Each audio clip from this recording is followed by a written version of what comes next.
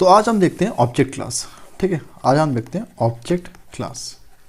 तो देखो, the most commonly required method for every Java class, यानी कि जावा की कोई भी क्लास हो, ठीक है, उसके लिए हमें जो भी कॉमनली रिक्वायर्ड मेथड की ज़रूरत पड़ेगी, वेदर चाहे वो प्री डिफाइंड क्लास हो चाहे वो कस्टमाइज क्लास हो। प्री डिफाइंड का मतलब क्या है, चाहे वो अपनी रैपर क्लास हो, स्ट्रिंग क्लास हो, है ना, या तो वो हो, या कस्टमाइज क्लास, चाहे मेरी स्टूडेंट, चाहे मैं अपनी स्टूडेंट की क्लास बनाऊँ, या मैं चाहे अपने कस्टमर की क्लास बनाऊँ, या मैं यूनिवर्सिटी की या स्कूल की किसी की भी क्लास बनाऊँ, कस्टमाइज वर्जन जो हो मेरा, ठीक है, वो उन सबको जो भी रिक्वायर्ड मेथड की ज़रूरत पड़ेगी वो ऑब्जेक्ट क्लास में मिलेगा।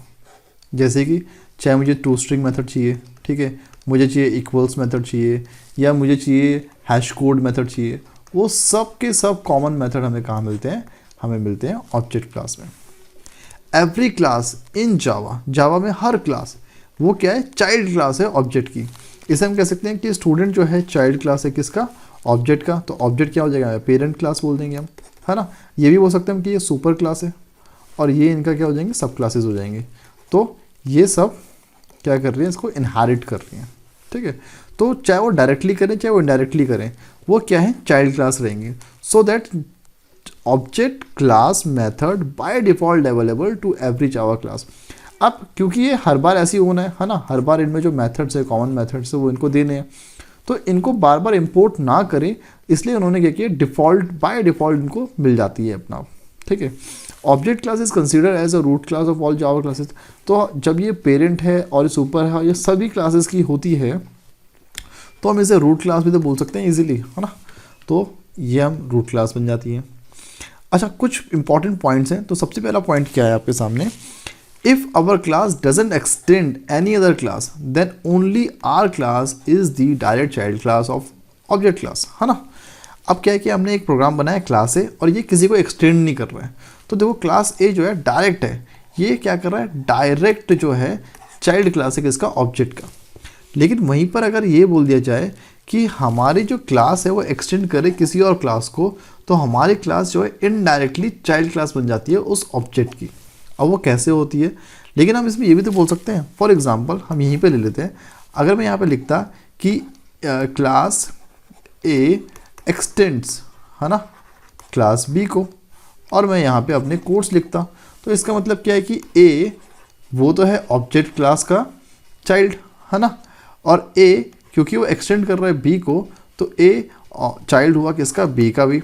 और यहाँ पे हम देखते हैं क्या, एक प्रॉब्लम, और प्रॉब्लम क्या है यहाँ पर, ये दिखाता है हमें मल्टीपल इनहेरिटेंस को, ठीक है, जो कि जावा में क्या है, अलाउड ही नहीं है। इसका मतलब क्या हो कि जावा का कॉन्सेप्ट गलत हो गया, नहीं, जावा का रूल यहाँ पे गलत नहीं हुआ। यहाँ पे इसको सही करने के लिए क्या है, ऐसे ना होके ऐसे हो जाएगा, एक मिनट, यहाँ पे ए जो है वो बी का चाइल्ड है और बी जो है वो ऑब्जेक्ट का चाइल्ड है। तो यहाँ पे हम मल्टी लेवल, है ना, तो यहाँ पे आएगा मल्टी लेवल इनहेरिटेंस का इस्तेमाल होगा। बस ये एक इसमें इंपॉर्टेंट पॉइंट था। तो हम देखते हैं ये ऐसे ना होके मल्टीपल ना होकर ये मल्टी लेवल इनहेरिटेंस को यहाँ फॉलो करता है। तो हम कंक्लूजन क्या देखते हैं कि चाहे डायरेक्टली हो चाहे इनडायरेक्टली हो, जावा जो है मल्टीपल इनहेरिटेंस क्लासेस में सपोर्ट नहीं करता। तो मल्टीपल इनहेरिटेंस वैसे सपोर्ट क्या करता है, इंटरफेस पे, इंटरफेस में हम कर सकते हैं मल्टीपल इनहेरिटेंस जावा के अंदर, लेकिन क्लासेस में नहीं कर सकते हम। और जावा डायरेक्टली या इनडायरेक्टली उसको सपोर्ट ही नहीं करता, ठीक है। अब ऑब्जेक्ट, अब हमने देखा कि ऑब्जेक्ट जो है कुछ इंपॉर्टेंट, ऑब्जेक्ट में कुछ कॉमन क्या है, मेथड्स हैं, है ना, कुछ कॉमन मेथड्स हैं। तो ये कॉमन मेथड कौन से हैं वो देख लेते हैं। तो हमारे पास ऐसे कुछ 11 मेथड्स हमें यहाँ पे देखने को मिलते हैं। अब ये मेथड्स आपको मैं एक काम करता हूँ, डायरेक्टली दिखाई देता हूँ। तो मैं इसको खोल लेता हूँ यहाँ पे सिस्टम पे, और java.lang.object, तो ऑब्जेक्ट क्लास के जितने मेथड हम यहीं पे डायरेक्टली देख लेते हैं।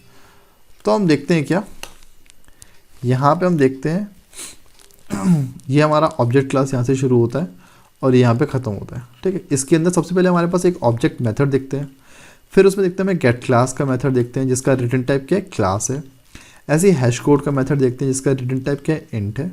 ऐसे इक्वल्स का मेथड देखते हैं और क्लोन का मेथड देखते हैं जिसका रिटर्न टाइप क्या ऑब्जेक्ट है। टू स्ट्रिंग का स्ट्रिंग रिटर्न टाइप है।